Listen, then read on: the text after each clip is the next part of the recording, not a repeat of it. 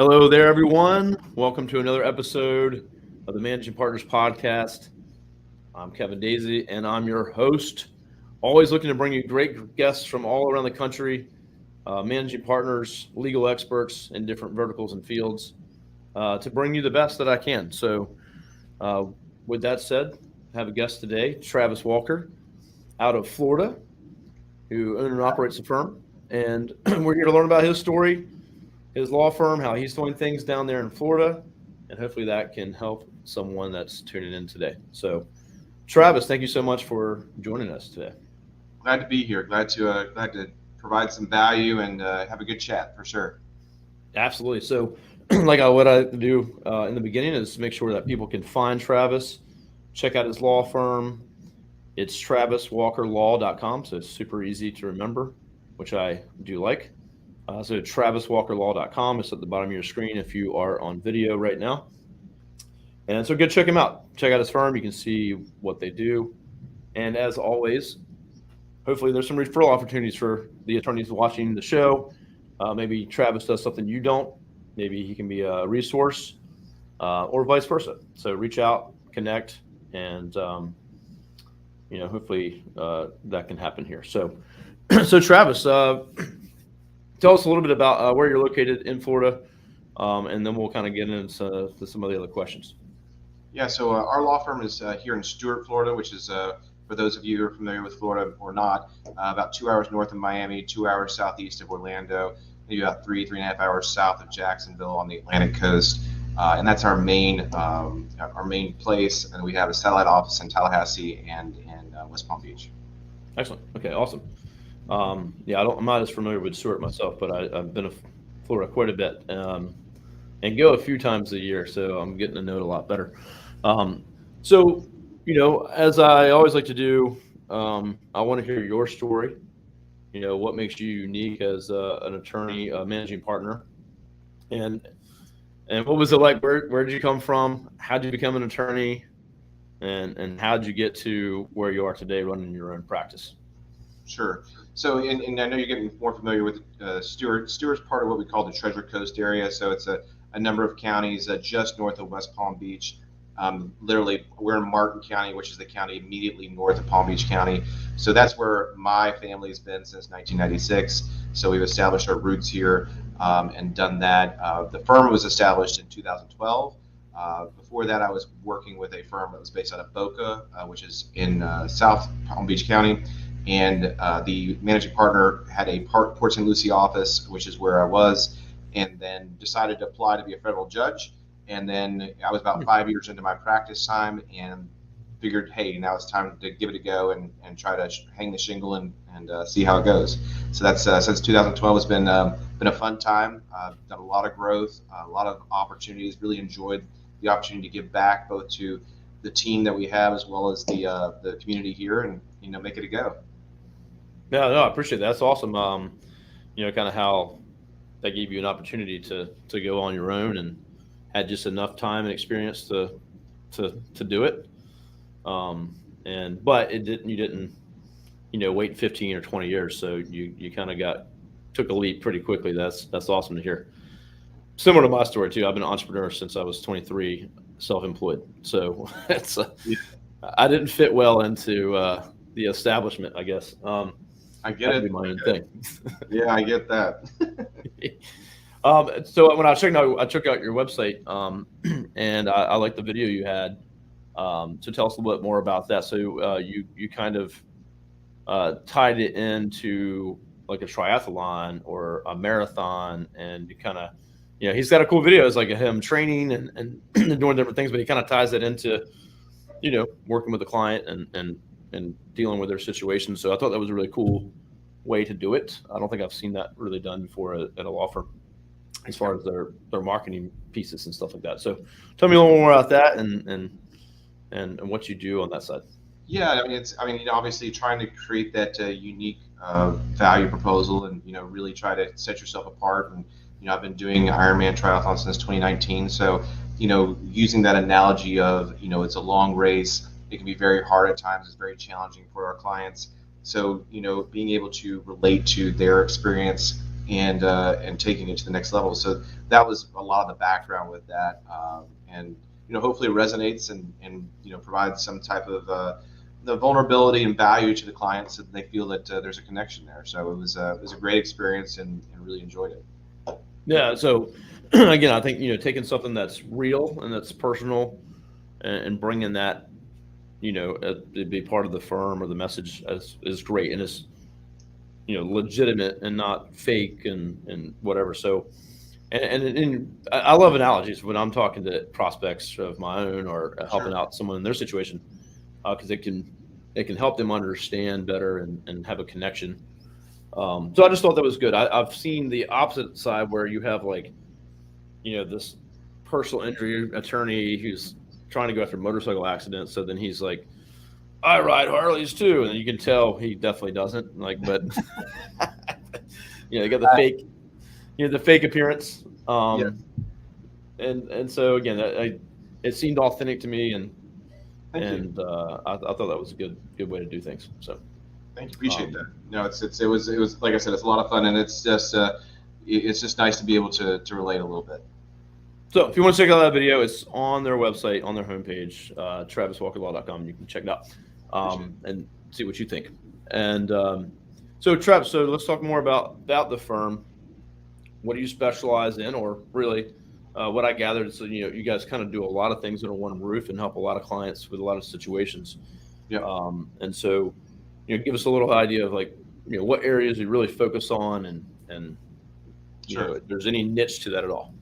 Yeah, and I mean, I think we have 7 attorneys who work here in the practice. They're all associates here, and they all have their own little niche and little vertical that they're working in. So, we do the family law divorce, we do the real estate, we do business litigation, and we do have a personal injury accident attorney. We do some government work, as well as just general civil litigation and estate planning and probate. So each one of those attorneys is has their own little niche, little practice, and then we market and help generate the work for them, and I think it creates a great synergy. It's a very collegial, collaborative environment where it's not an eat what you kill type of situation. A lot of the attorneys who work for me used to have their own firms at one point in time, and just realized that maybe that they just want to be attorneys, which is perfectly great. They're very good attorneys, have excellent attorneys, better attorneys than I am. And that's the whole key to the success, at least in my opinion, to find people who are smarter than you and who love what they do. So they do a great job, and those are our practice areas. And definitely would love to, if you have anybody who's watching this, love to create a referral relationship and help each other out a little bit. Yeah, I mean, 100%. I think I know a lot of managing partners, and I've spoken to hundreds of managing partners, and I do all the time. And so I like to kind of see the different dynamics. Some are hyper niched, like we only do divorce, and we only do it for women, or we only do divorce for men, and that's very niche. And if I get my prospect in front of me, then I'm like hitting them hard. Sure. But I also see the different practice areas as you grow and you add the experienced person that brings that talent. And I love they should be smarter than you, and 100%. I agree with that. So I don't want to be telling people what they need to do. I want them to tell me what they can do. And 100%. But as you get a client that say needs estate planning or a business situation, right? Well, the business owner, say if I was a client of yours, I own a business, I own multiple businesses, I have real estate, and so my needs can start to go into a lot of those different buckets. And so the lifetime value of a customer to you, being because you're more broad, can actually be larger. And so I might come to you and say, hey, I need a business contract or business litigation situation or whatever. Well, I own businesses and real estate, so estate planning, trust, real estate transaction. There's just so many things that I can say, hey, I got someone that can take care of me. Yep. And I'm going to use them for all these things. So I think the lifetime value of a customer goes way up versus if I only did divorce for men, hopefully that person only gets one divorce and then they're not a client anymore. But yeah, you kind of see how that goes. And like with personal injury, again, someone might have a case, but hopefully they never have another case. And they might be able to refer friends, but you're definitely kind of limited in that, vertical that you're in. So. No, I appreciate that. And I mean, you referenced the video of the marketing video at the beginning that's on the homepage. And actually in it, we have a testimonial from a client who said, they needed a civil litigation, but they also needed estate planning. And so it was nice that, they had the ability to come to one place.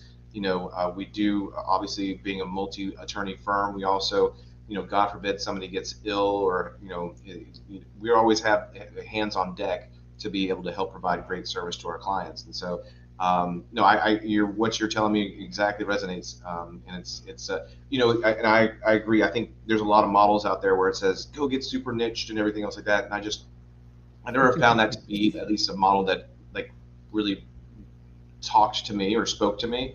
And I think the idea of like really helping people out in a number of different ways, because like you said, if someone's dealing with real estate and business, they're likely to have estate planning. God forbid they have a divorce, you got that issue, then they know somebody or a family member gets involved in an accident. It happens. So I appreciate the correlation there. Yeah, and my view has changed because I think sometimes, like years ago, I'd be like, man, how's this law firm have they do 1,000 things, and so how do they resonate with anybody? And so, Sure. From a marketing perspective, it becomes more challenging, I think, as you try to do all these things, but unless you do it right, and you talk to the right person that you're talking to in front of you, and you can connect with them, or in your case, and say you're serving their community, and if you have a variety of issues, we can help you. Yeah. And we're fine if we can help you with one, or if not, we can help you as things in your life happen. Right. So I think that message there that works very well. Thanks. And it's what I would call connected business. So it'd be like if I had a plumbing company, well, the same person that needs plumbing owns a house. They need HVAC. They might need a roof. Right. And they might need these other things. So you're selling that same customer or different products and services. And if they built the trust with you on the plumbing, that was the best quote. The plumbing, the job is quick. Hey, by the way, here's a flyer. We also do these other services if you ever need anything. And they're like, well, they were awesome. They had great project management skills, and I trust them. Why not use them for those other things? And they will happen over time, right? So, yeah. So it's a good model. Thank you. No, it's and it was I had a limiting belief for quite some time because I listened to a lot of people who said get ultra niche, get niche. Had a limiting belief that a lot of that out there. you don't want to be a jack of all trades and everything. But I think what we have here is we have attorneys who are actually they are well practiced in their different areas of practice, and so we don't have that jack of all trades thing going on. But at the same time, it is a place where people can come to get multiple different issues handled at the same time. So appreciate that. Yeah. No, I agree. I think, again, it's kind of like your messaging. You can easily have that jack of all trades and a very watered down message. And I see that majority of the time. So I'm talking to a local firm here to us because we do marketing, not digital marketing for law firms. That's what we do. Sure. This show helps us get our name out and talk to people like yourself. So, when I was talking to a firm the other day, they have 30 practice areas and 40, 50 attorneys, and they're talking to us about some SEO and marketing and stuff like that.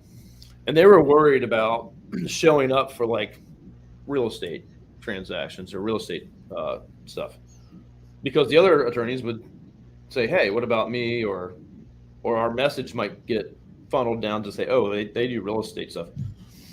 And so it was kind of well, if you're going to show up online for a search that someone made, that person only at that time is going to think you're good at that. But if someone else enters your website from a referral or wherever, they're still going to see all the other things you do. So it's about being precise and more surgical approach in those kinds of tactics. So, they had the wrong impression.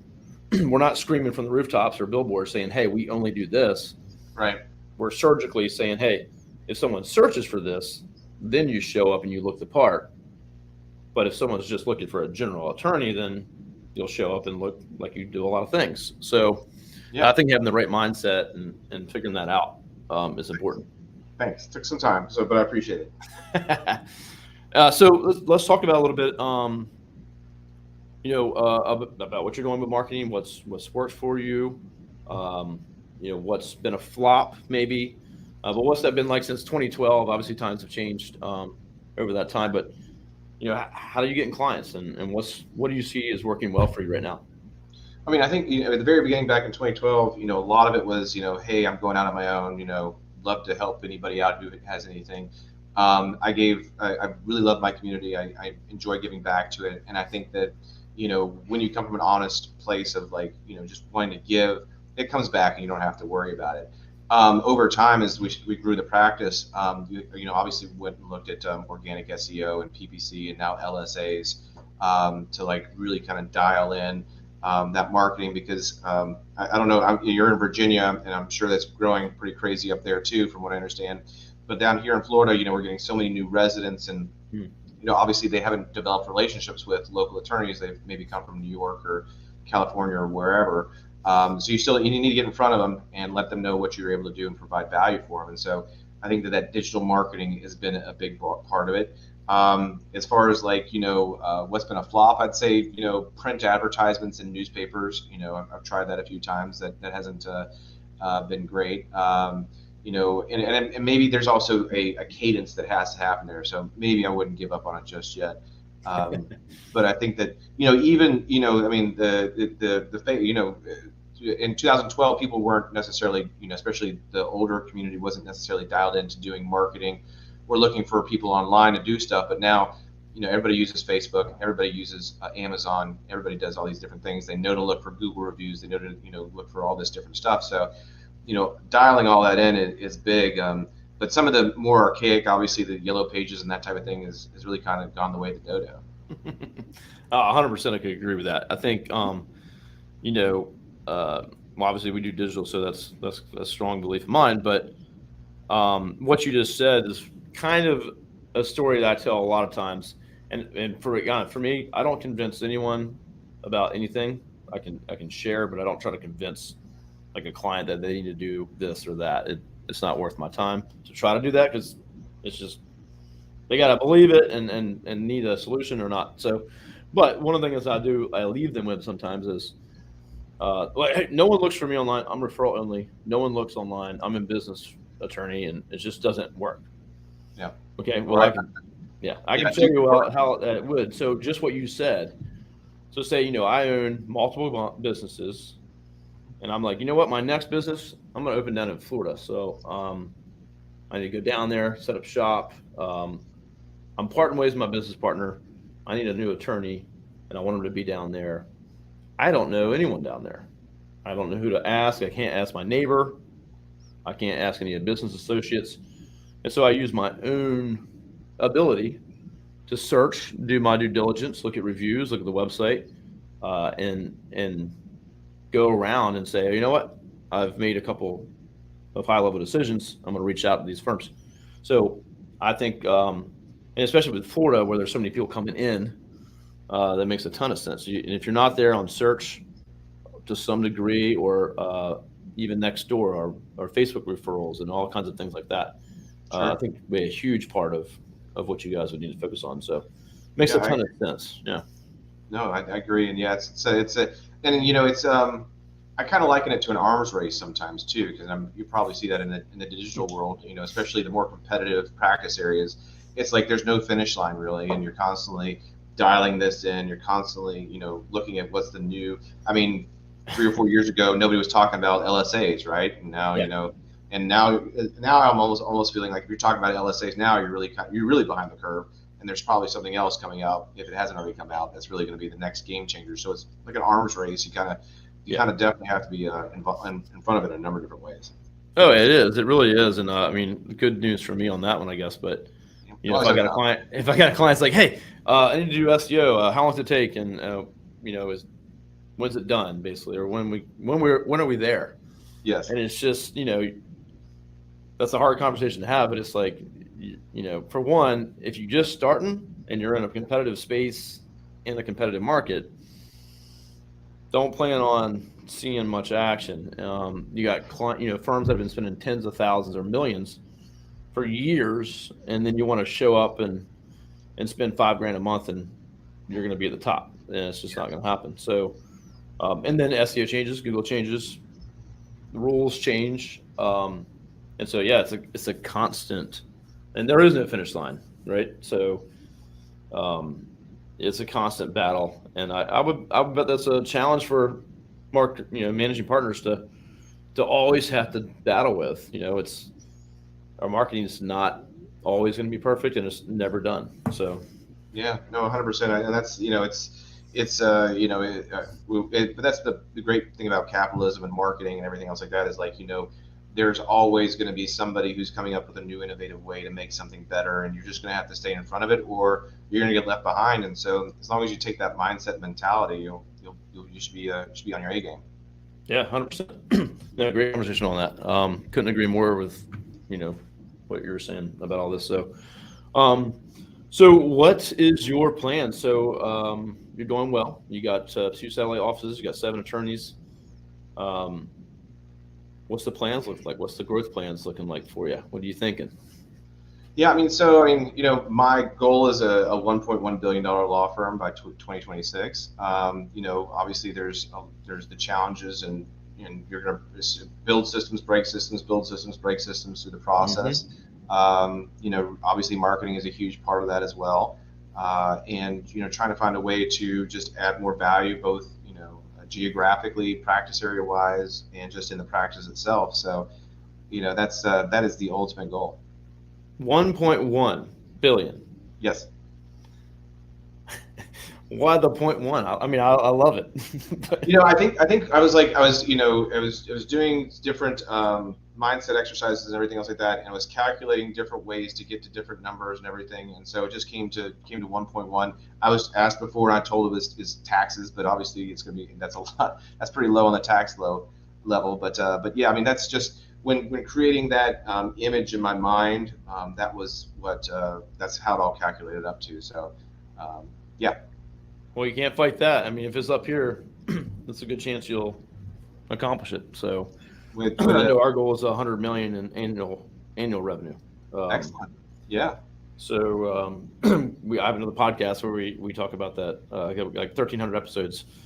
The good, the bad, the ugly of running companies and hiring, firing, marketing, all that stuff. But yeah, it's good to have those big goals and stretch goals, and something for your team to be behind and know where you're going, and to want to be on that boat for whatever reasons. It could be financial freedom, it could be security or healthcare or whatever, right? Responsibility, leadership.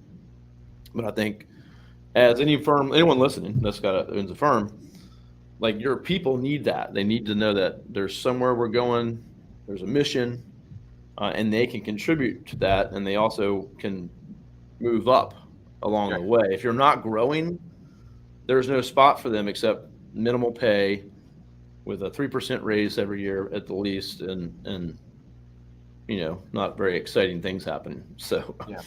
So No, you gotta. It makes a big difference, and yeah, so like you have the external goals. Like I'm here in South Florida. I think Everglades restoration. I would love to find ways to buy up the land or find strategies to create Everglades restoration. So that's a big outside goal. Internally, you're absolutely right. I think one of the things that light me up the most, being a managing partner or an owner, is like the ability for people to move up and grow within an organization.